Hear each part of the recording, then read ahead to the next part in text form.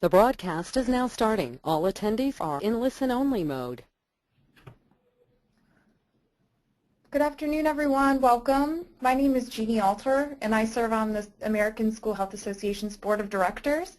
I want to thank you for joining us today for our presentation titled Prevention is Powerful, Heroin and the Teen Brain. Before we get started, I'd like to share with you a little bit about the American School Health Association. Otherwise known as ASHA, we are the only organization that addresses multiple disciplines in school health and that is devoted solely to school health.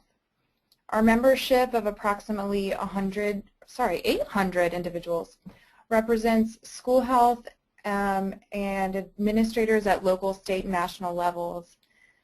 We also are represented by health and education professionals in pre-K and through 12 school settings, and academics who conduct research that informs school health professionals. And we're also the proud publisher of the Journal of School Health, which is a premier journal in the area of school and adolescent health. Members of ASHA can elect to receive a hard copy or electronic copy of our journal. And our membership fee is inexpensive and provides you access to the journal and also to our bi-weekly e-newsletter, School Health Action, as well as free continuing education hours through webinars such as today's presentation and through CE qualifying JOSH articles. If you haven't already, please consider joining, volunteering, and becoming a member of the ASHA community. You can also visit us at ashaweb.org to learn more.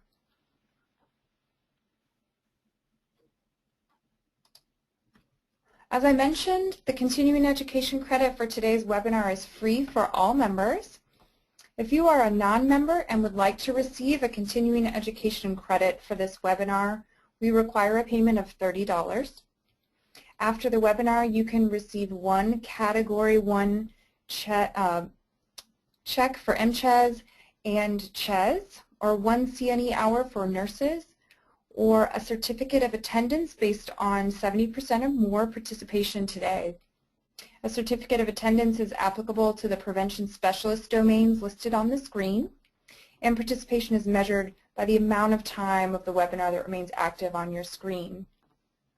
We'll provide details for obtaining CE in a post-webinar email that will go out this week. So a couple of notes before we begin. Your phones will remain muted for the 60-minute duration of this webinar. If you should have a question for our presenters, please type them into the questions box on your screen, and we will answer your questions today as time allows. All unanswered questions will be responded to and provided in a post-webinar email that you will receive this week. We'll also include the evaluation survey, instructions for submitting for continuing education, and a recording of the presentation. So let's get started with today's session. We're delighted to have Kris, Adzia, and Rose Tenuta presenting Prevention is Powerful, Heroin in the Teen Brain. So just to tell you a little bit about our presenters, Kris Adzia is the Director of Education and has been at the Robert Crown Center for Health Education since January 2011. Her main focus has been the creation, piloting, evaluation, and implementation of the Heroin Prevention Program. She has managed many grant projects, including the development and production of videos for parents on substance abuse prevention and human growth and development, as well as the integration of a learning management system into program delivery.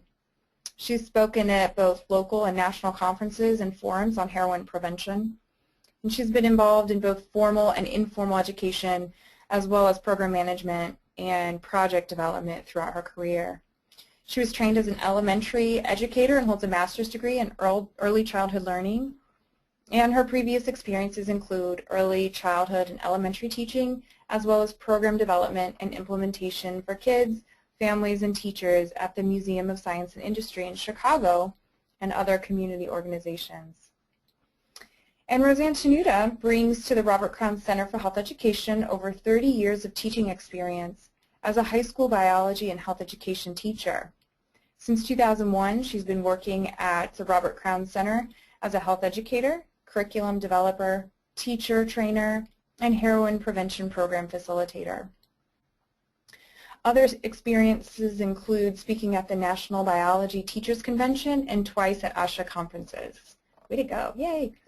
She has also written columns for local papers on substance abuse prevention, including marijuana and heroin in the community.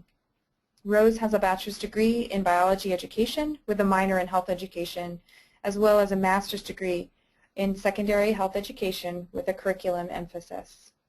So welcome, Kris and Rose, and I'm now going to turn it over to you. Thank you.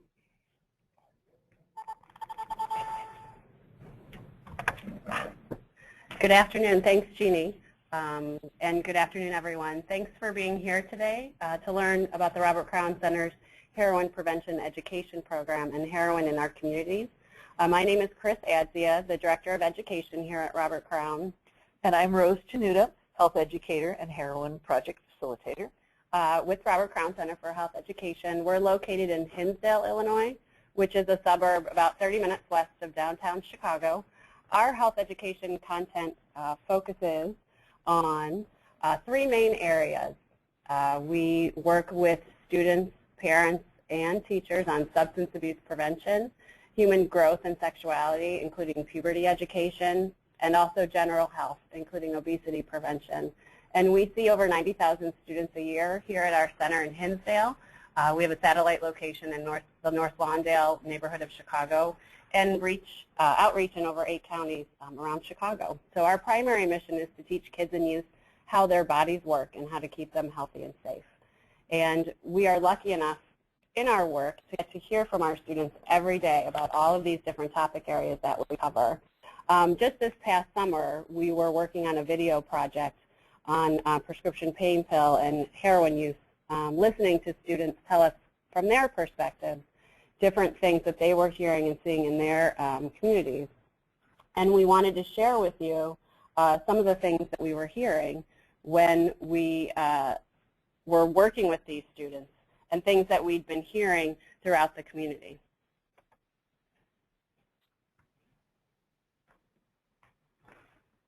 People stand up and kind of share their stories. I think we had at least one kid stood up and said he was recovering addict from heroin. We had a girl overdose from heroin and pass away this year. She was supposed to graduate with me this year. So I mean. So a classmate of yours died from heroin. I think in my community 2 similar deaths happened, and I think what I understood was that it didn't start with heroin. It started with, pills out of mom and dad's medicine cabinet, or the medicine I got for my twisted ankle from running track, or whatever. So what they're hearing in Chicago about you guys in the suburbs sounds like it has some evidence that it's real. The young people that you see in this photo montage are teenagers from the Chicago area who have lost their lives from fatal heroin overdoses. One of the young women in this picture is one of the women that the teens were just talking about. So we know that kids are using heroin, they're seeing information about this, they're hearing about overdose deaths in their school, and they're seeing it in the media. This is a copy of an article that was released in 2014 showing the extent of the heroin problem in Chicago and the suburbs. In this article, we can see that the number of young people that have died in 2012, 300 plus young people from heroin overdoses in Lake County, DuPage County, McHenry, Will, and Kane County. These are the counties that surround Chicago and are sometimes referred to as the collar counties. But because of the stigma of heroin, adults are sometimes resistant to the idea and prescription happening in their school. Here are some current statistics and information from the Chicago area showing how bad the problem is around here. In fact, in this NBC report about America's heroin epidemic, they refer to one of our major highways, Highway 290 as the heroin highway. It runs from Chicago to the west side, and so many heroin addicts travel this highway to buy drugs that it's gotten that unfortunate nickname. We also can see in this graph that the amount of heroin seized in the past decades has increased dramatically. In the early 1990s, only roughly 3 kilos of heroin was seized. Now, in 2012, about 175 kilos were seized. And it's not just the seizing of the heroin, it's the impact on the people. When we see this graph, we can see that Chicago's heroin problem is reflected in the number of emergency room admissions. Although New York has a much larger population than Chicago, this graph tells the story. Emergency rooms for overdoses and deaths are twice as high in Chicago as they are for New York, and much higher than Detroit or Seattle. We have data to support that this issue is a big problem in Chicago, but you may be wondering about other areas in the country. This graph shows some of the other major cities and the extent of the heroin problem from the past, both 2008, 2009, and 2010. And of course, the Great Lakes area and the New England area is a major source of heroin availability. In this graph, we can see that the number of young people aged 18 to 25 are dramatically increasing from the early 2000s.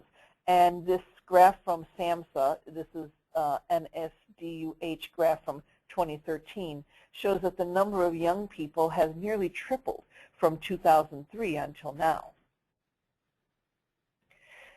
I was shocked when I saw this article that talks about heroin deaths rising 39% in just 1 year, from 2012 to 2013. Many states are also using Narcan to save those people who have overdosed and therefore prevent their deaths. So the number of overdose cases is actually even higher than the number of overdose deaths reported here. So that brings us to the question of how are prescription pain pills and opium and heroin all related? In this photo montage, you can see a poppy over at the left-hand side. This lovely flower loses its petals and grows a seed pod, which is filled with sap. The sap is thick and sticky, and this is raw opium.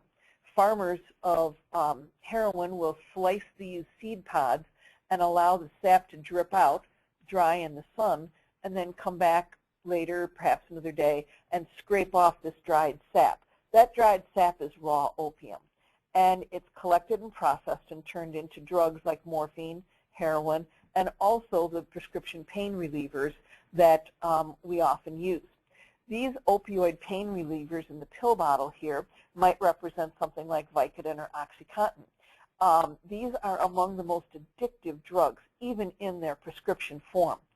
1 in 8 older U.S. teenagers has used these powerful painkillers without a prescription, and many of them start misusing the pills at the early age of 16 or 17 or even earlier. It was previously assumed that it wasn't until older age that people started experimenting with heroin, but we now know that that's not true. Now, opium, morphine, and other opioids, a name that refers to all the drugs in that category, work on the same receptors in the brain. So the prescription pain pills trigger the same brain receptors as heroin does. When people become addicted to pain pills, they often find it hard to find these drugs on the street. And they may switch to using heroin because it is, believe it or not, easier to find and less expensive on the street than buying the prescription pills like OxyContin. When we look at this next graph, we see that of illicit drugs, and this is not including alcohol, of course, more than half of new illicit drug users begin with marijuana. But the second most common, in the red box near the top, are prescription pain relievers. 17% of new drug users record that those were their first illicit drug use. And when we look at the next graph, we can see that heroin is a fairly small problem. We've had individuals ask us, well, why are you addressing heroin? There aren't that many kids in schools using heroin. And it's true. The number is fairly small compared to the prescription painkillers. But when we look at those, the number is huge. And those are the people who will eventually perhaps start using heroin because of that addiction to the pain pills. 8 out of 10 heroin addicts report that they began using opioid drugs like prescription painkillers before they ever turned to heroin. So what does this mean for a teacher? Well, 1 out of every 12, or approximately 2 to 3 kids in every classroom, are experimented with non-medical use of prescription opioid pills. And 7 out of 10 of those kids who have experimented report that they have used that drug in combination with other drugs. This is especially a concern because polydrug use can lead to increased danger for addiction and overdose. 2 of the drugs that are most commonly mixed with those prescription pain pills are marijuana, 58% of users report that, and alcohol, 52%. When we're talking about marijuana, the marijuana increases the tolerance for the opioid and increases the risk of addiction to those pain pills. When people mix alcohol with these opioids, it increases the risk for overdose death, slowing down the heart rate, slowing down the breathing rate, and leading to overdose. Now, you may wonder, how did Robert Crown get involved with Chicago's heroin crisis? How it all started with us is a grandparent coming into the center and seeing our substance behind drugs and prevention class that we do with students in grades 4th through 6th and then 7th and 8th grade. And he came and saw a young group of 4th graders and asked us, why aren't you talking about heroin? And we said, well, these are 4th graders. He still said again, why aren't you talking about heroin? His grandson had passed away of a heroin overdose recently. And they were really looking at ways to make an impact on the idea of primary prevention. And that is our, the way in which we approach our education is through primary prevention. So we want to prevent the onset of specific diseases. We have those different categories that we cover. When we're talking about substance abuse prevention, we're really trying to prevent addiction, the brain disease of addiction from developing. So we're trying to teach kids the different skills and information they need in order to prevent them from use. We feel it's an important perspective for kids and communities, and it also makes sense financially. We realize it's not a quick fix. This is an investment over time, but it ties into our mission of healthy choices. So we think it also makes sense from a child development perspective and the community and fiscal prevention approach. Now, in order to figure out the best way to talk about heroin and to educate about heroin prevention, we needed to figure out what was going on in the Chicago area in regards to heroin use. We worked with the Illinois Consortium of Roosevelt University to do a study in order to see what was going on. There hadn't been a lot of information collected really since the 80s and 90s on this issue. And the things, you know, it looked like the landscape was changing. As Rose had mentioned, heroin was becoming less expensive, easier to find. It's also snortable now, so injection was not necessary, and it seemed to change the population of use. So we worked in order to find out who was using, why they were using, what they could tell us about maybe gaps in education. What we learned was that heroin use, people were coming to heroin use through prescription pain pills. Those opioid, and 8 out of 10 of those were using prescription pain pills. We also learned polydrug use was also part of it. So there were people who were using other drugs and moved on to heroin. The gaps that these our people in our study had mentioned were things like lack of awareness of the problem. So there were not very many conversations happening about heroin use. Parents didn't know about it. They hadn't talked to their kids about it.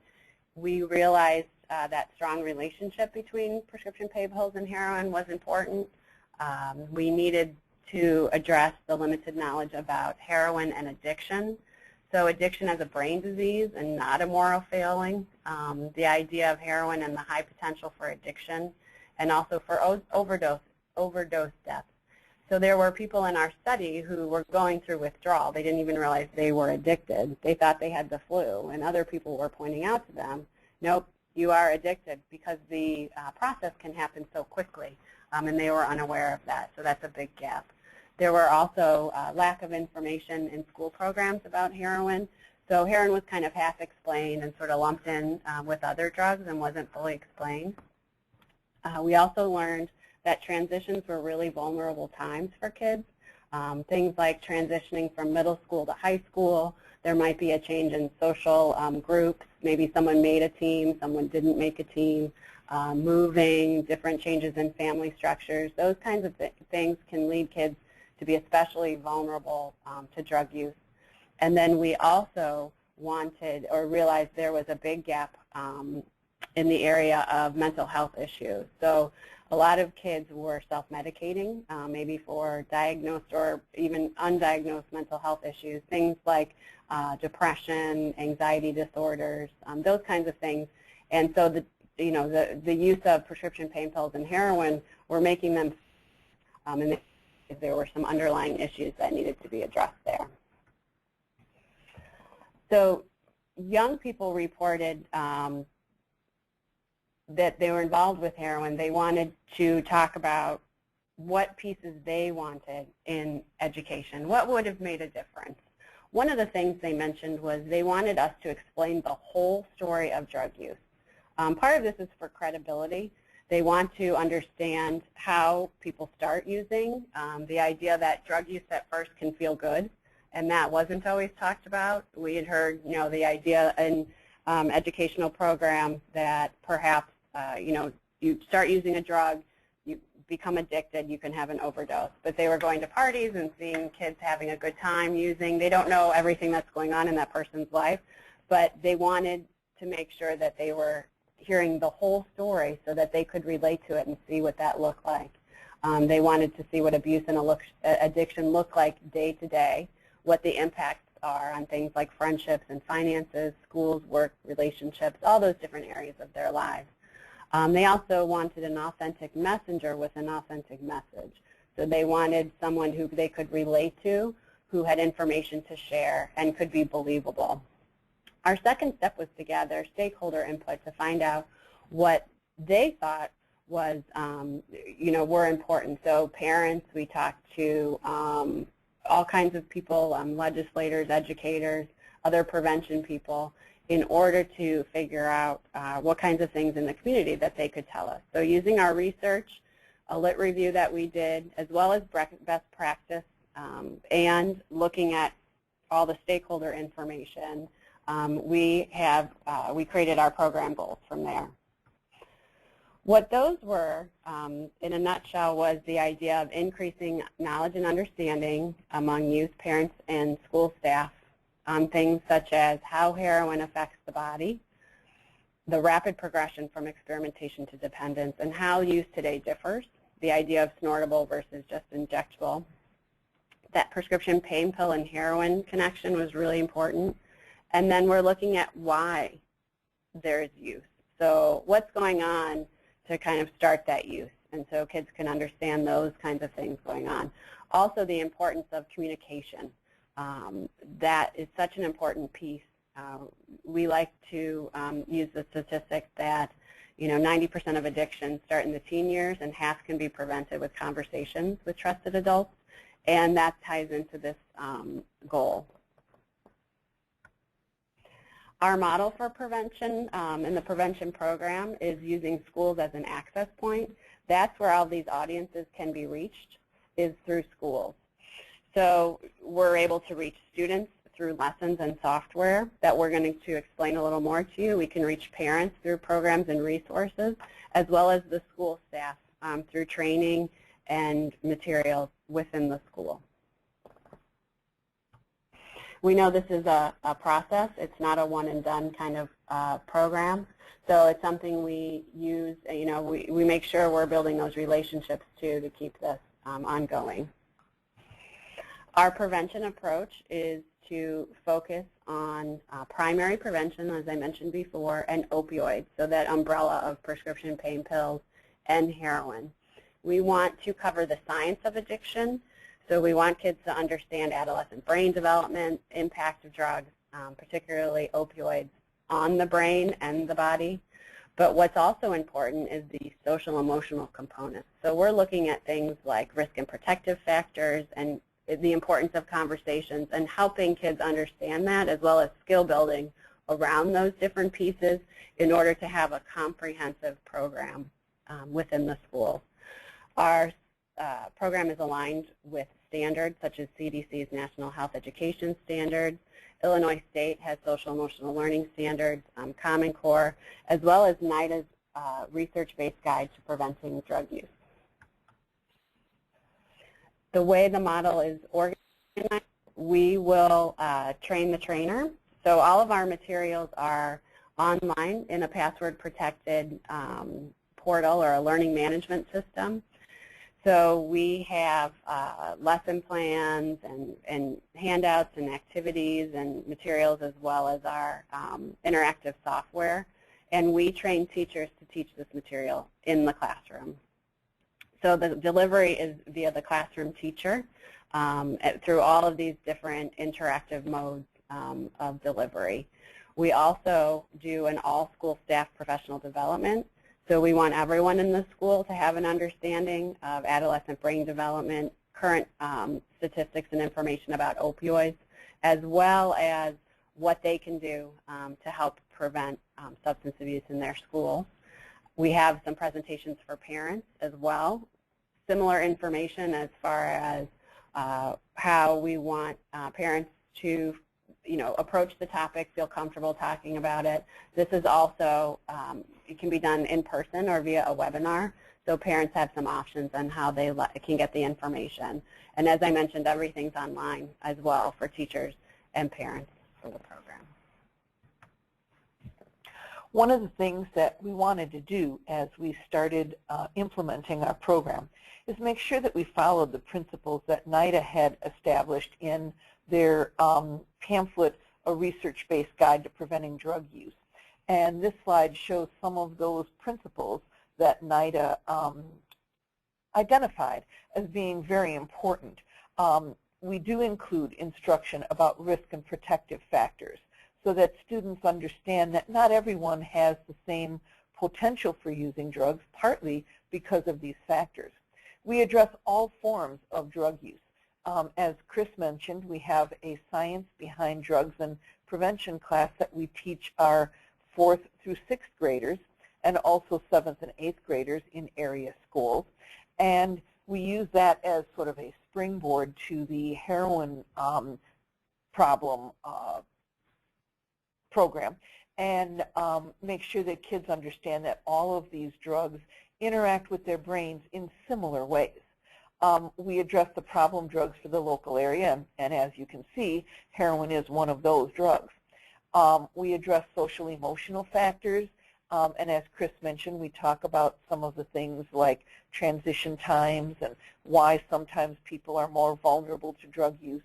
We focus on early interventions rather than treatment. We want to prevent young people from using drugs. And we have messages, not just one exposure. We have a class or a group of core lessons that we teach in middle school classes and then another group in high school classes. So students hear it in several different contact points.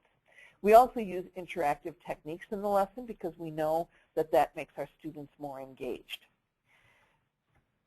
Our 4 main topic areas in the heroin prevention program include, first, the impact of drugs on the brain.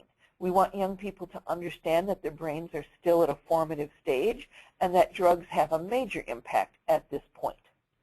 The second is to help young people understand what opioids are and how prescription pain pills and heroin are so closely related.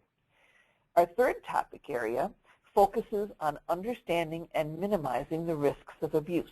Why do some people abuse drugs more than others? What are some of the factors that we can identify? And finally, as Kris mentioned, starting conversations is very important. We know that a large number of young people who do get involved in drug use could be dissuaded from that by having conversations with trusted adults and also with their peers. Finally, we do provide some research resources, that was hard to say, for teachers and it allows them to use that rather than having to search out background information. We want our teachers to feel comfortable and well-versed in the information before they go into the classroom to teach. This slide will show our middle school core lessons. On the left-hand dark blue stripe, we can see the 4 main topic areas. And then each topic area is divided into 1 or more lessons, core lessons, that give our young people the information that we want them to have. It also will show the time that each lesson will take, because we know that classroom teachers' time is very valuable, and approximately how many days it would take to implement this group of core lessons. Now, beyond these, we also have lessons that are enhancement of these topics that teachers may choose to do if they want to. So we don't provide just the core lessons, but we also provide another group of lessons for delving further into the topic. Once students enter high school, we have a different group of lessons, again divided in our 4 main topic areas, again subdivided into the lessons that address those topic areas, and showing the time periods required and the days required to cover those main core lessons.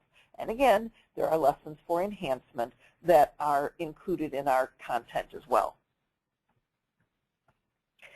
One of the things that we wanted to focus on as we developed the program was our methods of instruction. We know that young people are most engaged when methods of instruction are varied and interactive. So our methods of instruction include presentations, which have embedded video clips in them. The teacher doesn't have to pull them from the internet or load them up separately. They're part of the presentation. We encourage young people to discuss their ideas, and there are many brainstorming and discussion exercises. There are some activities and hands-on activities to do. And finally, there's the social media software. Kris is going to tell you more about that in a few moments. When teachers join our program, they are able to log on to the learning management system, as Kris said. And this learning management system looks something like this page. At the top in the blue box is the topic. And remember, there's 4 main topic areas. In the orange box with the arrow pointing to it is the lesson for that topic area. And you'll notice that it says HS-C, high school lesson, core lesson. And then it gives a way to log into that lesson. When teachers join our program, they also receive supplementary materials for each lesson. Each lesson has a lesson plan with an overview, a few sentences of what this lesson looks like, an approximate time that it would take to do the lesson, the goals of the lesson, any materials that they might need. Also, at the bottom of that page, the activity outline. What should you do first, what should you do next, then what. On the second page, or the back side of the page, we have an attention-getting activity. Every lesson has one of these to kind of get students engaged in the lesson. There's a discussion guide, if that's appropriate to the lesson, and an assessment plan. And again, teachers are free to use these or implement their own versions of these as they see fit. When a teacher is about to teach a lesson, they would log into the teacher presentation notes, and this provides the teacher all of the information that they need for each slide in that presentation. The teacher doesn't need to do research or plan out what they're going to say. It's basically there for them. Certainly they may add additional information or modify it in some way, but it gives them the background so they don't feel unprepared or inadequate in the subject matter. This is a sample of what one of our lessons looks like. This is the opening screen, and it tells you how many minutes it's going to take. This is how the impact of drugs on the brain works. The next slide in that presentation teaches children about the various parts of the brain, what they do, and how drugs impact those various parts of the brain. Embedded in is a video clip. This is just a still shot from that video clip. But Dr. Giedd explains how he did the research into the development of adolescent brains and became really aware that there's a huge amount of growth and development happening in that puberty area or time period. One of the questions that a teacher might ask students in the discussion questions is, what did Dr. Giedd discover that was important to understanding teen brains? So that's something that young people want to focus on. In the video, it also talks about the marvelous opportunity, but also extreme risks of having a teenage brain. The teenage brain is undergoing prolific, profound growth of neurons. But during the time of puberty, those neuron connections that aren't being used start to become pruned back. Because of all of this activity, it's very easy for the teen brain to become addicted to drugs. And much of this was discovered by doing MRI studies of healthy teenagers, which hadn't been done before, in a longitudinal study over many, many years to see how the brain was changing. One of the things that we know is the prefrontal cortex is not developed in the teenage brain. It's still developing. And because of this, the teenage brain uses the limbic system to make their decisions, a more emotional part of the brain. Drugs interfere with the limbic system. They interfere with the teen's natural brain development and their whole body.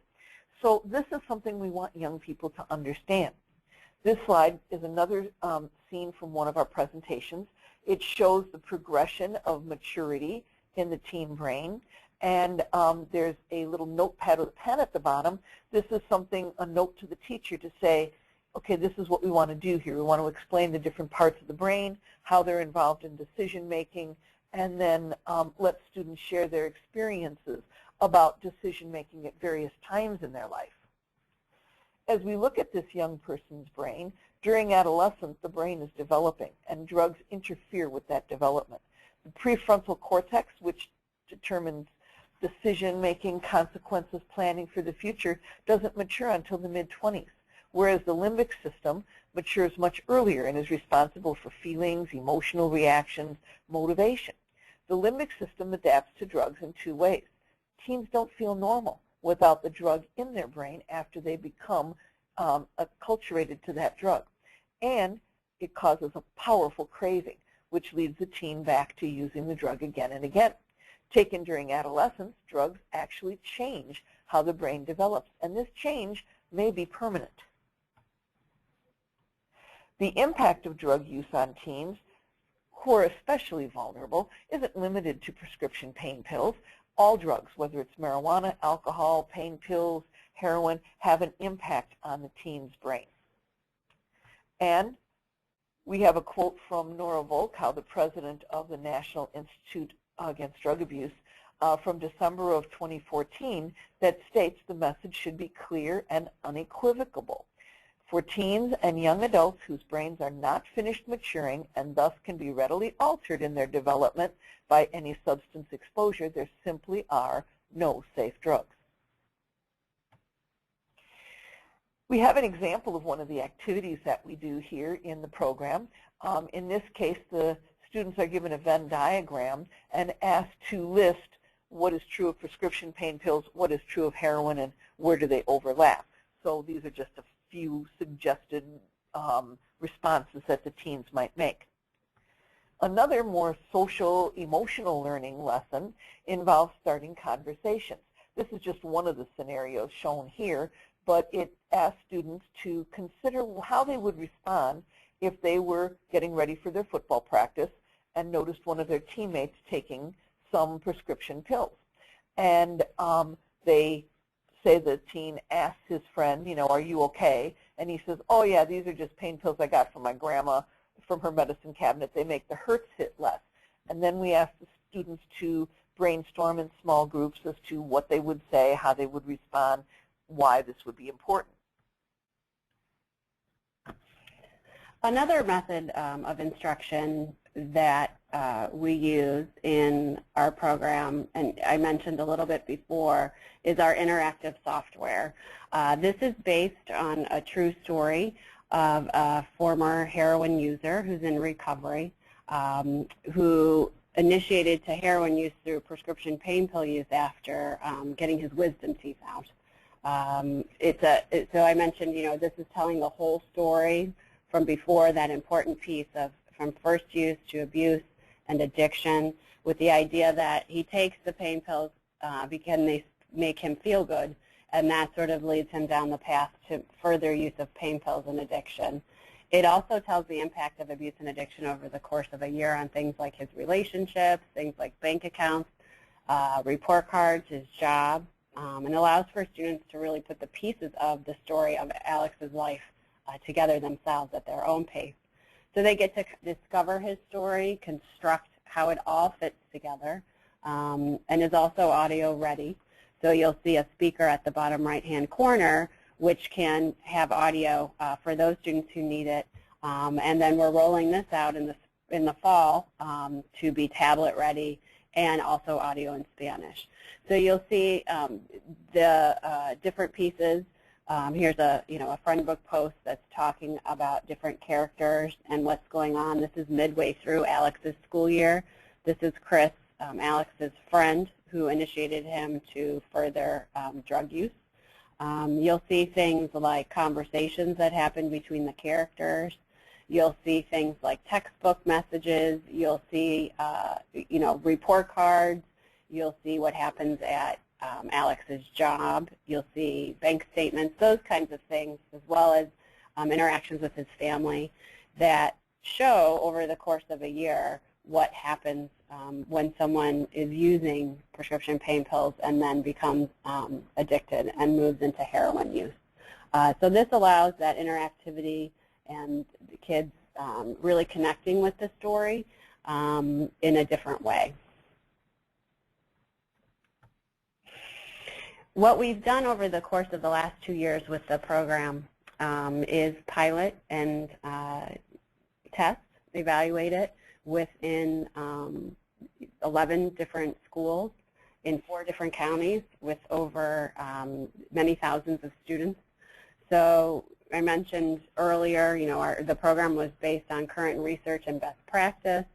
We had a lot of different people look at it, both in education as well as science. Our formative evaluation was done with over 7,000 students, and the results showed that our content was aligned with our goals. We got positive feedback. We saw positive changes in student and teacher knowledge and attitudes, and we identified those core lessons that Rose had mentioned. We also were answering things within our socioeconomically and culturally diverse middle schools and high schools, things such as our students engaged. Did they respond well to the lessons and software? Did the teachers feel it's a good program? Did they and are they comfortable with the content? That was one thing you heard Rose mention a couple times. We wanted to make sure, within our teacher training, we train them on content as well as on the lessons and the LMS system. But we also want them to be comfortable with it once they're using it in the classroom. Do they deliver it as intended, the user-friendliness of online delivery? And is there that change in student knowledge, attitude, and skills? We just completed an evaluation on our second year of pilot, which was a summative evaluation, and we wanted to answer the questions about programming actually changing students' knowledge, attitudes, and then building resistance skills. We're looking at a cross-section of our school students and teachers, and we developed reliable and valid measures and measured the fidelity of implementation. We knew that our dependent variable was students' knowledge, attitudes, and skills regarding opioid use, and the independent variable was the Heroin Prevention Program. Our results showed that across a variety of schools, students and teachers, the program changed resistance skills, the student's ability to make the choice to not use heroin or prescription pain medication.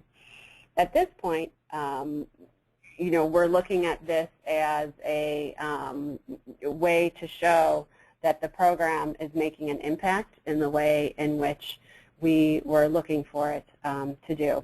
So we're doing another evaluation again in the spring with a smaller group to continue building the evidence and collecting information and making sure that we're on track as far as teacher ease of use with the learning management system and then student knowledge gains and their resistance skills gains as well.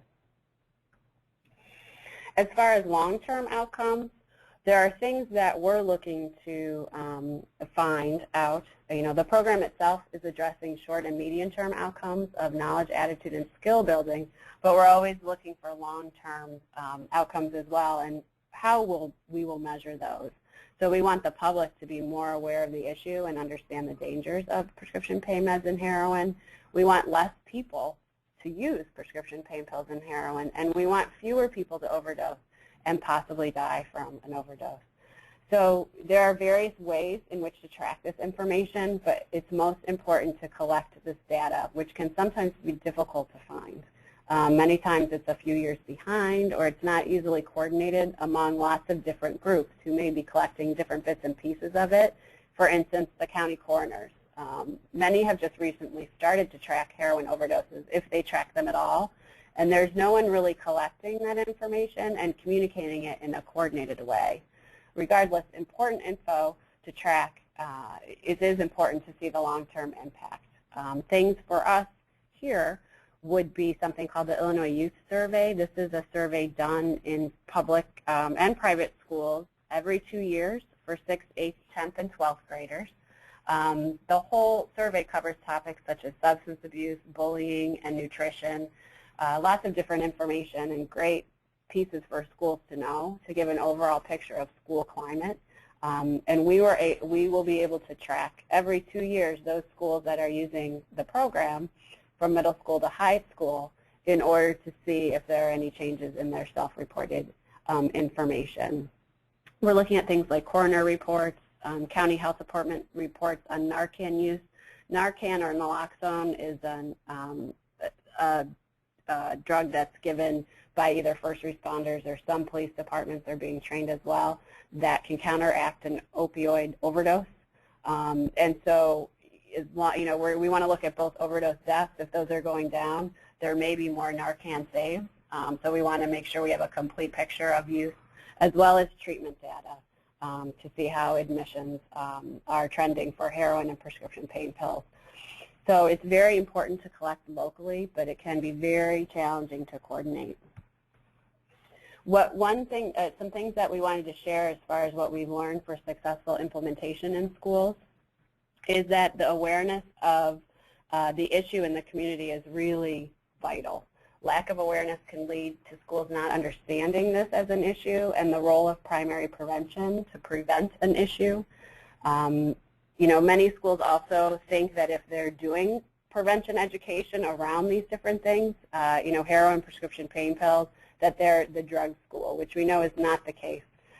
Primary prevention is a way to be proactive against these issues, and it's an important thing for them to understand that it's a good proactive measure. Administrative support is crucial. Without it, and then buy-in from teachers as well, you have less chance of getting into schools and implementing with fidelity over time. Also making this a part of school culture instead of, and the ability to kind of bring the content into other areas other than just health class. We hear that a lot. We start in health class or maybe do some of the social emotional learning lessons in an advisory period. But our goal would be to get lots of this different content covered in different curricular areas. So maybe biology could talk about, the brain and the nervous system and body systems within that content area. So there's lots of opportunities to expand the programming. One of the teachers at one of the high schools that we worked in was teaching a business class, and he became aware of a video that talked about the increase in heroin growth in Afghanistan, and he tied this into his current events topic with, what was going on with the military intervention in Afghanistan, what was happening with the level of opium being grown, and so on. So there's a lot of different opportunities. Mm-hmm. Absolutely. One other thing that we wanted, or that we had learned for successful implementation, is the idea of the conflicting resources. So we know that there are, schools are overburdened. There's not enough time or money. You have lots of mandates and standards between Common Core and other state mandates, that put pressure on schools. And we want to make sure that things that in topics that really impact the health of the whole child and ability to do well in all of those other areas are covered in order to make all kids healthy and happy. We also know that schools want to help and educate kids but they think that sometimes there is an idea of bringing in a speaker or using a scare tactic will be something that will be most impactful. But we know that those over time may be a short-term emotional impact, but we're looking for long-term behavior. And so we need the help in talking with schools, with administrators and teachers on the idea of consistent education over many years in order to build resistance skills and give kids information they need in order to have those happy, healthy lives and make strong decisions in those areas. So one more important component for a successful implementation is to build relationships with different members of schools, teachers, social workers, administrators, parents, in order to bridge the gaps into inclusion of substance abuse prevention in schools. And once we do that, we can really have an impact. We wanted to end today with a clip from students and teachers giving, themselves, talking about the program, specifically the software that I kind of shared with you earlier in a quick overview, in order for you to see that really what we're all trying to do is ultimately help kids lead healthy, happy, and safe lives. So we always need to make sure we're listening to them, hearing what they have to say, the ways in which they want to learn about these different topics is really important. The most engaged the students were with the Robert Crown software was when they did the software media case study.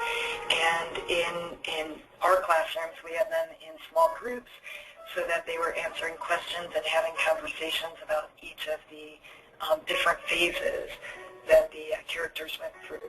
I think overall it was a really positive experience, and the lessons and activities that Robert Crown put together initiated a lot of questions that students were asking that they hadn't asked in the past. It brought it down to a personal level. It was good because it was interactive. It wasn't just some guy coming in and talking to us about how you shouldn't do drugs or you shouldn't do this. It kind of was like one of those choose your own adventure books. I mean, it's really believable because he had he had friends, he was good in school.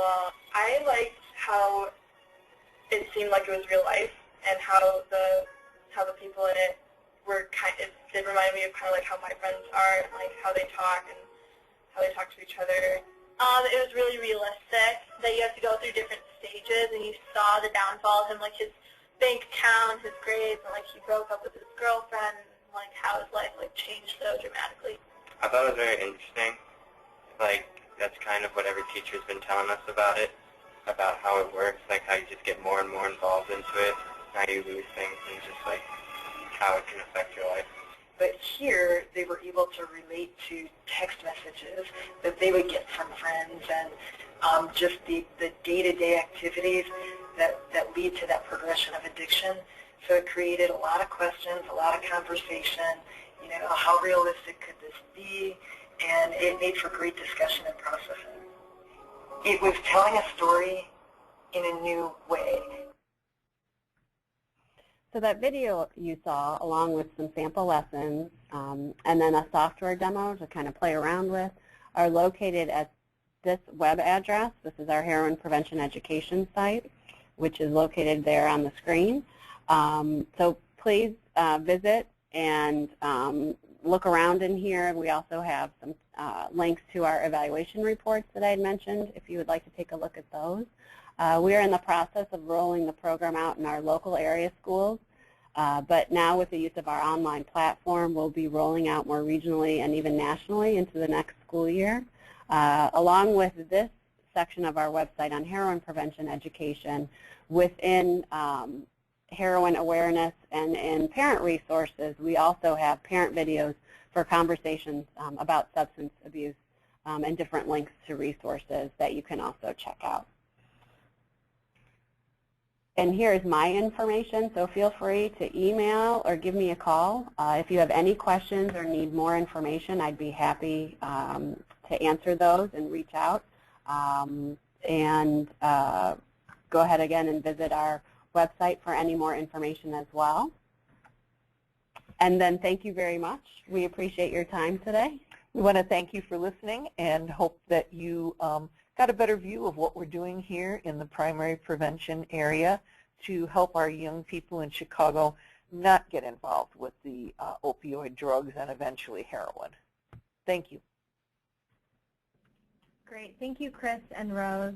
We have several questions, and we have time for just a few of them. Will we send the PowerPoint slides from this presentation to the attendees? We can. Sure. Okay, great.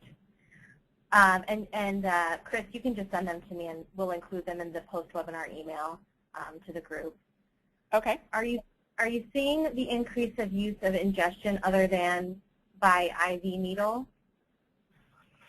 Oh, absolutely. That's been one of the reasons the use has increased so much. The idea of injection is something that's fearful. Kids are fearful of, but snorting, not as much. So there's such an easier transition from, pain pill use, especially snorting pain pills, into snorting heroin. Sometimes kids are even, thinking it may be cocaine or a different drug, they're not sure, or heroin is laced in different things. So they're not always knowing what exactly they're taking, but absolutely. Because of the ability to snort or smoke heroin now, it's definitely increased use. Yeah, we're seeing more in terms of the smoking, and as far as the snorting heroin, there actually is a dangerous myth that it's not possible to overdose if you are just snorting. And some of the overdose deaths in the area have come from kids that never injected, just snorted heroin. Right, and also that, the addiction rate is not as high if the snorting is the method of ingestion, but that's not true as well. That's another myth. Yep.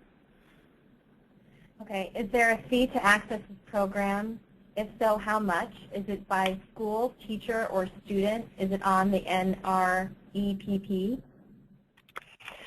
There is a fee to access the program. It's kind of like a license system.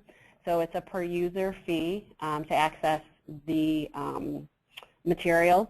So the teachers, whoever needs access, as well as the students. The student fee covers parent information as well.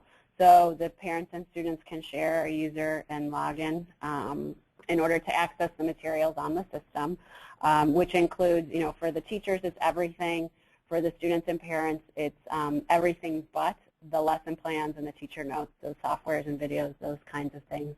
There are also some costs for teacher training and presentations. It depends on the size of the school, quite honestly, and so that's an individual usage fee. So that's something we can do per school to give some idea of. And then as far as NREP, it is not on NREP. We're working towards different sorts of evaluations, but it is, it's based in evidence and best practice. It's not on NREP at this time. Could you just give a ballpark for the fee? Sure. As far as user licenses, they're depending on school size and as we're rolling this out, between $2 to $3 a student seems to be what it's looking like right now. As a non-for-profit, we're always conscious of costs as well as working with schools and knowing limitations in budgets. And then there are charges for the different trainings and presentations that can range in the few $100 range. Okay, great. Given the pressures on teachers to only teach English, language arts, and math, how has this program been received? It's been received well. Partly because of the really flexible nature of the implementation. So some schools are doing implementation exclusively in health class. Some are doing partial health class, partial advisory, if that's something that your school has, with some of the social emotional learning lessons. I think that, with the way in which we're presenting it, some of the activities and the different objectives can be tied to the different standards, which is always helpful in, justification of program information, but as well as best practice. I think the schools are really embracing the idea of having materials fully developed for them in a way that engages the kids in a really flexible delivery model. One of the things that I've heard is I've gone to schools to work with teachers in the train-the-trainer model is they really appreciate the information. Many of them have expressed surprise. They really were not aware of the extent of the problem. And many of them feel very comfortable once we have done the training that, you know, yes, they're ready to teach and they feel confident in the material.